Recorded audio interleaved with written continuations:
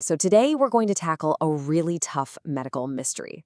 It sits right at the intersection of military service and neuroscience, and it all revolves around the troubling link between veterans and the neurodegenerative disease ALS. And honestly, it all kicks off with one pretty staggering statistic.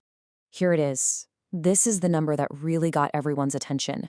Study after study has shown that if you served in the military, you are roughly twice as likely to develop ALS, also known as Lou Gehrig's disease, than someone who never served. And that, of course, is the billion-dollar question, isn't it? The one that's driven decades of research and affects hundreds of thousands of lives. What on earth is behind this statistic? Now, what's really fascinating and kind of disturbing is that this isn't some new discovery. No, researchers have seen this higher risk across so many generations of service members, from World War II and Korea to Vietnam and right up through the Gulf War. But it was the Gulf War, back in the early 90s, that really became a turning point for the research. Why? Well, for the first time, the records, the deployment data, the environmental monitoring, it was all detailed enough for scientists to dig in like never before. It was a tragic but unique opportunity. So let's talk about what the troops were actually facing. The environment during the Gulf War was, to put it mildly, one of the most hazardous and just plain weird in modern military history. First off, you had the natural stuff, and I mean, it was relentless. We're talking about brutal desert heat, sandstorms that would just blind you, and this fine, gritty dust that got into absolutely everything. And all of this was happening while people were living in these temporary, quickly thrown-together camps. Okay, and then you pile the man-made hazards on top of that. As Iraqi forces retreated, they set fire to hundreds of oil wells. Just imagine these giant plumes of thick, toxic, black smoke that literally blotted out the sun for months. And that was on top of all the military fuels, industrial chemicals, and everything else that comes with having that much military hardware in one place. So you've got this complex cocktail of exposures, right?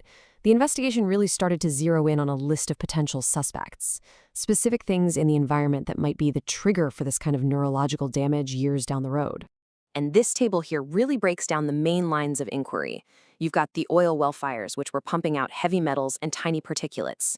There was the heavy use of pesticides all over the camps. Then there were the so-called PB pills given to troops to protect against nerve agents. And finally, the terrifying possibility of low-level exposure to actual chemical agents like sarin. But it wasn't just about what people were breathing in. You also have to consider the sheer physical grind of being a soldier. Some theories suggest that the extreme stress of carrying all that heavy gear, the intense training, that it could put an unsustainable strain on the very motor neurons that control our muscles. Okay, so we've got our list of suspects, but the next big question for scientists was, what's the actual mechanism here? I mean, how could these environmental factors and physical stresses actually cause the nerve cells to die, which is the hallmark of ALS? Well, one of the leading theories is something called oxidative stress. The easiest way to think about it is like rust, but on a cellular level. A lot of these environmental toxins create these unstable molecules that just wreak havoc on cells. And it turns out that motor neurons, which are just these incredibly high-energy cells, are especially vulnerable to this kind of attack. The other major pathway they're looking at is neuroinflammation. This is basically when toxins trigger your immune system, and it gets stuck in a state of constant low-grade alert inside your brain and spinal cord. Over time, that constant inflammation creates a toxic environment that can damage and even kill off healthy neurons. So, as all of this scientific evidence started to build up, the conversation had to shift. It moved out of the lab and into the real world, focusing on the impact on veterans and their families. And ultimately, it led to a huge change in government policy. But, and this is a big but, this did not happen overnight. It took 17 years from the end of the war to that final policy change. Think about that. That's nearly 2 decades of veterans and their families living in this horrible limbo while the data was being collected and crunched. So here's the bottom line. In 2008, the Department of Veterans Affairs made a monumental decision.